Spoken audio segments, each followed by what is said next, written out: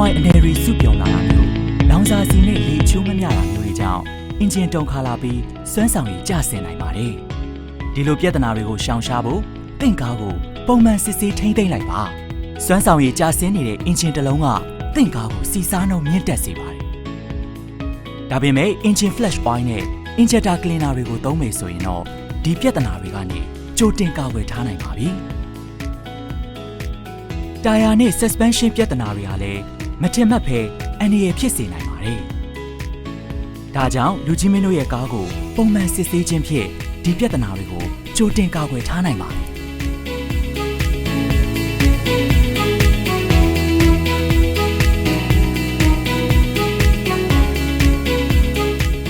နေ့ရက်တိုင်းမှာစိတ်ချလက်ချမောင်းနေနိုင်ဖို့ Toyota Authorized Service Center တွေမှာအခုပဲဝန်ဆောင်မှုရယူလိုက်ပါ